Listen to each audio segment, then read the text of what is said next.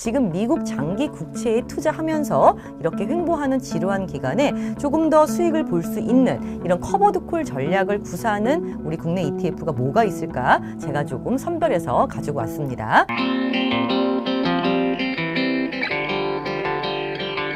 안녕하세요. 김풀입니다. 작년부터 사실 금리 인하에 대한 희망감이 높아진 상태에서 많은 분들이 미국 장기채를 매수하셨다가 지금까지 1년 내내 마음고생 하시는 분들 되게 많으신 걸로 알고 있습니다. 자, 그래서 제가 미국 장기채 ETF를 소개시켜 드리기도 했지만 왜냐하면 하반기에는 진짜 금리 인하가 본격적으로 시작되지 않을까라는 또다시 기대감 때문에. 그런데 실제 보면 이 금리 인하라는 게 생각보다 굉장히 빨리 이루어지지 않을 수도 있어요. 왜냐하면 금리가 인하되기 위해서는 충족돼야 되는 조건 중에 하나가 인플레이션인데요.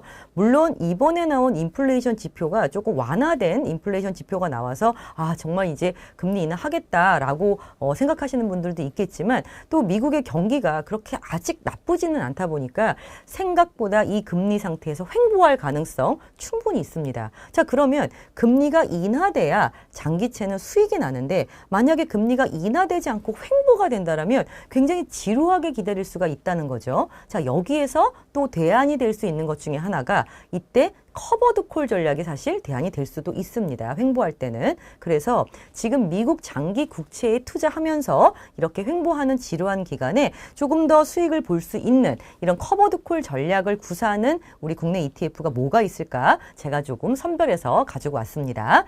커버드콜 전략의 가장 매력 포인트는 거의 다 매월 배당을 한다는 겁니다. 자, 그리고 기초지수를 보시면요. 얘네들은 둘이 비슷한 전략을 쓰는구나를 좀 아실 수가 있어요. 예를 들면 타이거 미국 30년 국채 프리미엄 액티브하고 코덱스 미국 30년 국채 12% 프리미엄 전략 같은 경우에는요. 얘네가 모두 위클리 커버드 콜 전략을 씁니다. 위클리로 커버드 콜을 매도해서 옵션 프리미엄을 수취하는 건데요. 이런 것만 비교해 보셔도 이름은 조금 다르지만 기초지수를 보니까 비슷한 전략을 쓰는구나를 좀 확인하실 수가 있을 것 같아요. 특히 커버드 콜은요. 나온 지가 얼마 안 됐어요. 그래서 이것도 성과로 비교하는 거는 좀 무리가 있을 것 같아서 기초지수, 순자산, 보수를 가지고 제가 좀 비교를 해드리도록 하겠습니다. 작년에 기억나십니까? 미국 국채 인하에 대한, 미국 국채 금리 인하에 대한 기대감 때문에 우리나라에서 가장 인기를 끌었던 자산 T3총사가 있었습니다. TLT, TLTW, TMF입니다. 기억나시죠? 그 중에서도요. TLT는 지금도 인기가 많아요. 20년 이상 되는 장기 국채거든요. 그런데 여기서 TLTW는요. 커버드콜을 구사하는 ETF였거든요. 이 두 개를 비교해 보시면요. 두 개 다 많이 떨어졌어요. 왜냐하면 국채 금리가 올랐기 때문에. 그래서 두 개 굉장히 다 안 좋은 마이너스 수익을 가지고 있는데요.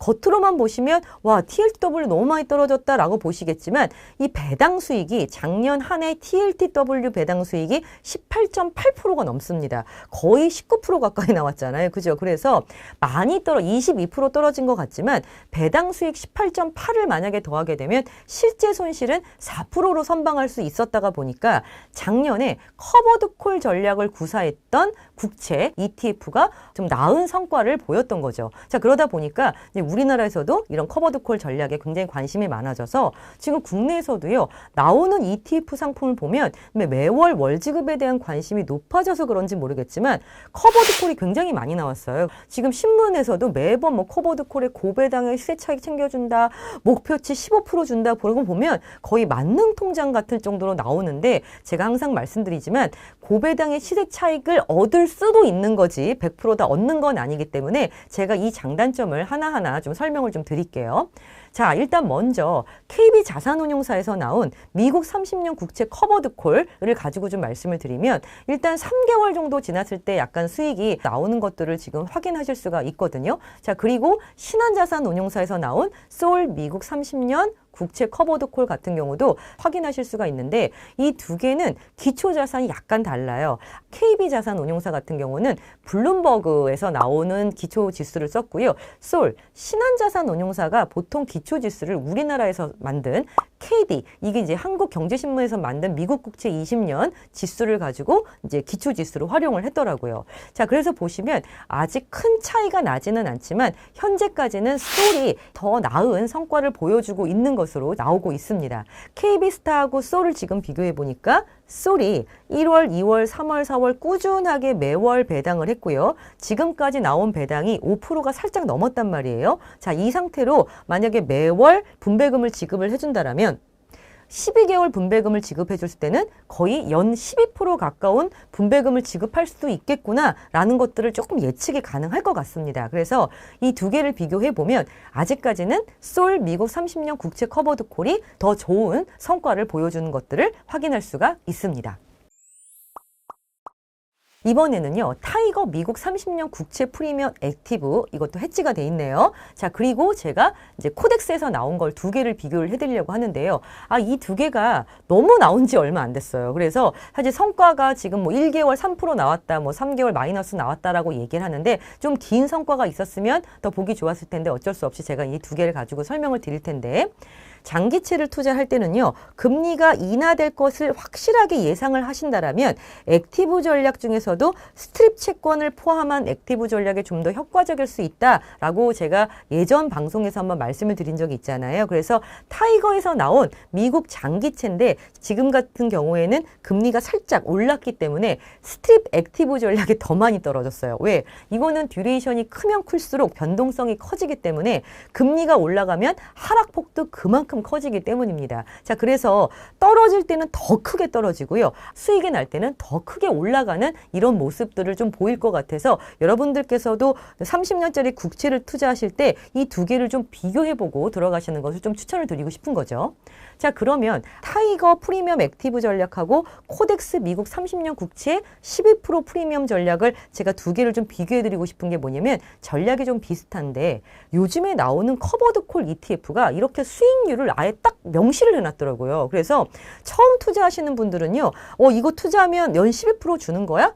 이거 투자하면 연 15% 주는 거야? 라고 약간 오해를 하시는 분이 계셔서 나중에 문제가 되지 않을까 저도 걱정이 되는데, 이거는 12%를 목표로 한다는 거지 이거를 보장한다는 건 전혀 아니라는 점, 그 점은 꼭 알고 들어가셨으면 좋겠습니다. 지금 이 두 개를 비교해 보시면 둘 다 똑같이 커버드 콜을 쓰고 있다라는 거를 확인을 하실 수가 있고요. 특히 콜옵션을 매도하는데 타이거 같은 경우는 30% 정도를 콜옵션을 매도해서 프리미엄을 계속적으로 지급하겠다라고 지금 얘기가 되어 있고요. 삼성에서 만든 거는 블룸버그 US 트레저리 20 플러스 TLT 플러스 프리미엄 커버드 콜을 넣어서 이제 만든 전략이에요. 보시면 위클리 매주 콜옵션을 매도해서 롤오버를 하겠다. 여기서 나온 프리미엄을 가지고 매월 지급을 하겠다라고 지금 투자 전략이 나와 있습니다. 또 이 두 개도 매월 지급을 하게 돼 있는데 타이거는 지금까지 3번, 5월까지 3번 분배금을 지급했고요. 코덱스는 이제 5월부터 분배금을 지급을 하기 시작했고 연 12%로 분배금을 주는 것을 목표로 만들었다는 것만 확인하시고 상품을 보실 때 좀 유의하셨으면 좋겠습니다. 미국 국채 지금 30년의 흐름을 보면요. 왜 지금 이제 30년짜리 국채를 들어갈까? 듀레이션이 길기 때문에 국채 금리가 내려갈 때 더 큰 수익을 얻을 수 있을 거란 기대감 때문에 들어가시는데요. 지금 현재 미국 국채 30년이 4.5에서 4.7을 왔다 갔다 하면서 4.6에서 머물고 있거든요. 근데 작년에 최고 5%를 좀 넘어갔었던 적이 있었다 보니까 지금 장기채를 투자하시는 투자자분들 사이에서는 4.5가 넘어가고 5.0 사이에서는 장기채를 좀 들어갈 만하지 않겠느냐라는 이런 얘기들을 되게 많이 하고 계세요. 자, 그런데 이게 우리가 예상한 것처럼 쫙쫙쫙 금리가 내려왔으면 좋겠지만 이제 그렇지 않을 가능성도 있다 보니까 약간은 횡보하거나 좀 금리 인하가 지연될 경우를 대비해서 이런 것들을 매수하고 있다라는 것들을 말씀드려서 커버드 콜을 말씀드렸는데, 만약에 지금 이제 미국의 지표들이 나오기 시작하거든요. PMI 지수도 나오기 시작하고 그 다음에 실업률 지수도 지금 나오기 시작하는데 약간씩 소비가 둔화되는 모습이 살짝씩 보이긴 합니다. 좀 더 지켜봐야 되겠지만, 그래서 우리가 예상하는 것보다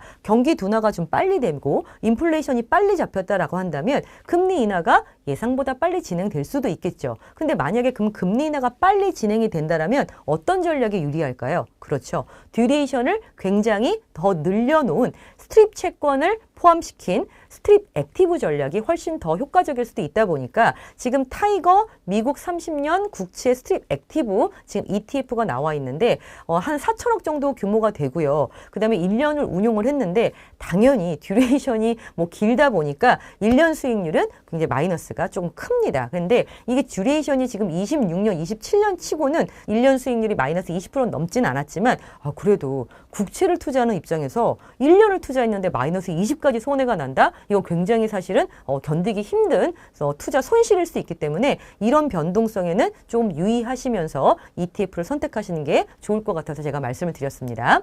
마지막으로요. 커버드 콜은요. 뭐 시세 차익도 나오고 배당도 나오는 아주 완벽한 상품은 아니라는 점을 제가 말씀드리는 게 제가 커버드 콜에 대해서는 작년부터 찍어놓은 영상이 꽤 많아요. 근데 요즘에 더 많아지고 있기 때문에 다시 한번 말씀을 드리면 커버드 콜은 자산을 매입하고 옵션을 매도해서 옵션 프리미엄을 수취한 다음에 여러분께 분배금을 드리는 이런 전략을 쓰고 있기 때문에 커버드 콜이 가장 정확하게 수익을 많이 줄 수 있을 때는요.